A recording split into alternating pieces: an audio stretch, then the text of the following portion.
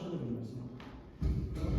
Orada bir dənə şeyx var, şeyx nə dedi oldu? Biz də dedik, ruzu kəsər, nə tərməzlər.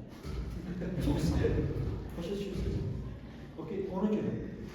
Və dövlət və dövlətin altındakı bütün qurumların fəaliyyəti haqqında bu gənc yaşında heç bir fikir söyləməyi məsləhət bilmir. Tamam mı? Bir mənalı şəkildə. Uduzdan tərəf olacaqsan, udan tərəf olmayacaqsan. Tamam. Qaldı ki, həyatda bir fəaliyyət göstərirsiniz. Şəxsi fəaliyyət bir seçim edəcəksiniz.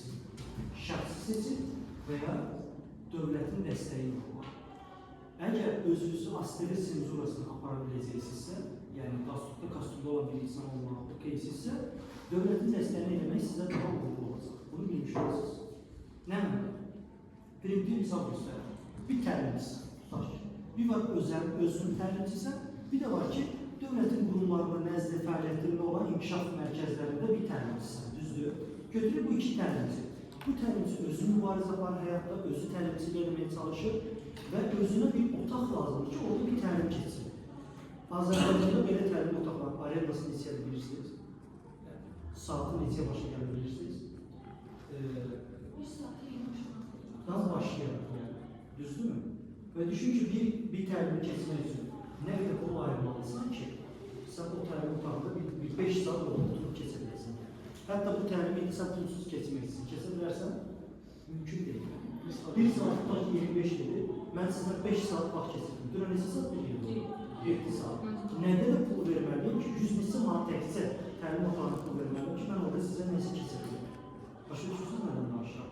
Çox pahalı. Ama bir şey dövlət qurumunun nəzdində eləyəndə sənə mədəniyyət evlərinin konferans salonları qapısı üzvü açılacaq, sənə asan xidmətin tez almaları var.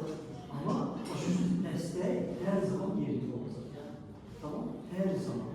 Bunun rahat var. Bugünkü dövrdə biz keçmişə baxanda, keçmişdə şair cəmsi 200 nəfər olub. Yox.